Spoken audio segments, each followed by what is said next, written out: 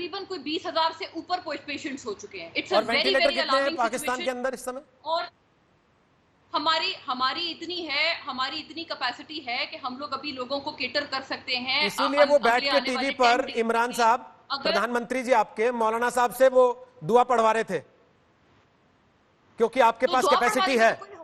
और इसीलिए इमरान साहब कह रहे थे कि 5,000 से ऊपर हो गए तो हमारे बस का नहीं रहेगा लोगों को बचाना। आपके महात्मा गांधी ने तारीफ की थी और उन्होंने बाकायदा लिखा है about the last prophet Muhammad. उनकी बात ये लिखी है उन्होंने, और उनका कहना है वो इस बात को मानते थे कि अपनी साइड से पहले तैयारी पूरी अच्छा, करें। तो महात्मा गांधी कह गए इसलिए इमरान खान टीवी पे मौलाना को बुला के दुआ पढ़वा रहे थे कि कोरोना से बचा लो। क्या प्रॉब्लम है? आपके फाउंडिंग महात्मा फादर गांधी के कहने से बुला के बैठे थे वो। हमारे लास्ट प्रॉफिट।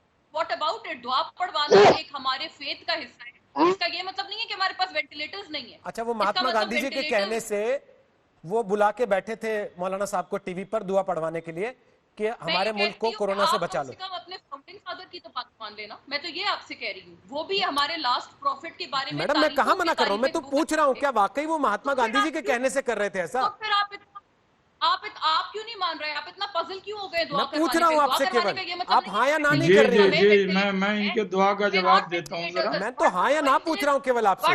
पता नहीं आप क्यों ऐसे एकदम से परेशान हो रही हैं। मैं तो आराम से पूछ रहा हूँ आपसे। मैं कोई चीख चिल्ला के, कोई नाराज होकर बात नहीं कर रहा हूँ आपसे, ना ही कोई तंज कर रहा हूँ। नहीं हो रही। मैं भी आपसे प्यार से बात कर रही हूँ। रोहित जी मेरी बात सुने। आप डीमोनाइज ना करते अगर सार्क के फोरम को, तो ये सारी साउथ एशियन कंट्रीज मिलकर कुछ करती ना कोविड के बारे में। सुशील पंडित, सार्क के फोरम को डेमोनाइज किसने किया? उन्होंने जो सरहद पे गोली और सार्क में बोली का सपना देख रहे थे, या उन्होंने जिन्होंने साफ कह दिया कि आगे से बंदूक लेके आओगे तो हमसे बात नहीं करना, और तुम इस लायक नहीं हो बंदूक लेके बैठने वाले जो सिविलाइज्ड लोगों के फोरम पे बैठ सको? सुशील पंडित। रोहित जी ये मोहतरमा उस महात्मा गांधी को कोट कर रही हैं जिन्होंने कहा था कि मेरी लाश पे बनेगा पाकिस्तान। उस महात्मा गांधी को ये सेलेक्टिवली कोट करना चाहती हैं जब इनको उसकी सुविधा हो, जब इनके हिसाब से काम चले। मैं उनको रिलीजियोसिटी की बात कर रही थी। नहीं, आई एम ऑल्सो नहीं करी। आप सिलेक्टिवली कोट करना चाहती हैं जब आपको सूट करता है, कभी रिलीजन में, कभी पॉलिटिक्स में, कभी स्पिरिचुअलिटी में, कभी इसमें कभी उसमें। अंग्रेजी में कहावत है डेविल कोटिंग द स्क्रिप्चर्स। अपनी सहूलियत के हिसाब से किसी को कभी भी आउट ऑफ कॉन्टेक्स्ट कोट करना। आपके रिलीजन से हमें कोई लेना देना नहीं है। आप अपनी जो गोलीबारी कर रहे हैं वो भी अपने रिलीजियस फेथ की वजह से कर रहे हैं। कश्मीर में आपका जो हक है वो भी अपने रिलीजन की वजह से है। आप कश्मीर पर हिंदू मुसलमान का बंटवारा के बिना पर वहां पर कब्जा चाहती हैं।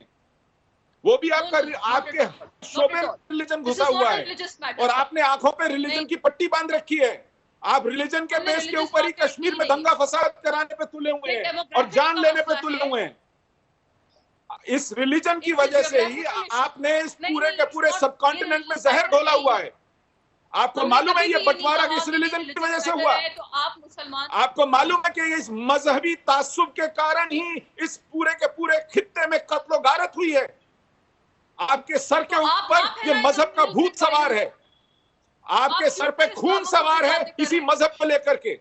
आपने मजहब की बिना पर ही वहां पर तंजीमें खड़ी कर रखी हैं। ये लश्कर तैयबा क्या है, ये जैश ए मोहम्मद क्या है, ये हिजबुल मुजाहिदीन क्या है? ठीक है, ये आपके मजहब का जहर है जो निकल करके कलाशनिकोव से बहता है। Okay Sushil ji, okay okay, एक सेकंड। मोना जी, कमर चीमा और शाहनवाज हुसैन, दो लोगों से मैं कमेंट ले नहीं पाया हूं अभी तक। पहले शाहनवाज हुसैन फिर कमर चीमा, एक एक करके आप दोनों के पास आ रहा हूं। शाहनवाज हुसैन ये कह रही है कि सार्क के मौका था, सार्क के जरिए इस तरफ के सारे देशों को एक साथ लाकर कोरोना से लड़ाई के लिए तैयार किया जा सकता था। तो सार्क में वर्चुअल जो बैठ के मुलाकात करके बातचीत की शुरुआत तो प्रधानमंत्री मोदी ने की। कोविड-19 का फंड भी प्रधानमंत्री मोदी ने बनाया। अगर ये बंदूकें छोड़ के आते तो क्या इनको उसका लाभ नहीं मिलता? देखिए, आज पूरी दुनिया मुस्तफीद हो रही है। उर्दू में समझा रहा हूं मोना आलम आपको। पूरी दुनिया मुस्तफिद हो रही है। अमेरिका का प्रेसिडेंट ट्रंप भी नरेंद्र मोदी का शुक्रिया अदा कर रहा है। ऑस्ट्रेलिया के पीएम भी कह रहे हैं, पूरी दुनिया कह रही है। बगल में पड़ोस में पाकिस्तान है, और प्रधानमंत्री जी ने तो सार्क की मीटिंग करते हुए साफ तौर पे पाकिस्तान भी उसमें आया था। हम जानते हैं कि एक आतंकी मुल्क है आप। हम जानते हैं कि आपके मजहब में जिस दिन दुआ की बात हो रही थी, सुशील जी ने अलग कमेंट किया, मैं कहता हूं दुआ क्या कर रहे थे आप? दुआ तो कबूलनामा था ना। आप कबूल कर रहे थे कि पाकिस्तान की हालत क्या है। वो जो आपके मौलाना तारिक ने जो दुआ की, उससे तो पाकिस्तान के टेलीविजन पर डिबेट हुई, उन्होंने तो आपका चेहरा बेनकाब किया, और पूरे पाकिस्तान में टेलीविजन पे डिबेट हुई, बाद में उन्होंने माफी भी मांगी। आप नहीं, मेरी बात मना आलम, मेरी बात सुन लीजिए, मैंने बहुत गौर से आपको सुना है और देखा भी है।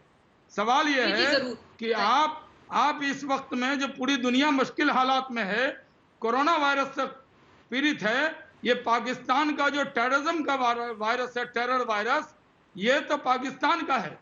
लोग कहते हैं कि कोरोना वायरस चाइना से निकला, और पूरे दुनिया में लोग कहते हैं कि ये जो टेरर वायरस है, इसकी जो फैक्ट्री है वो पाकिस्तान है। आप कब तौबा करेंगे? आप कब मना करेंगे लोगों को? आपके लोग पूरे दुनिया के लिए खतरा बने हुए। कोरोना से खतरा है, पूरी दुनिया लड़ रही है, लेकिन पाकिस्तान का जो वायरस है टेरर का, इससे दुनिया को ज्यादा खतरा है। और हमारा इम्तहान न ले मौलाना आलम, हिंदुस्तान ने आपको बार बार सबक सिखाया है।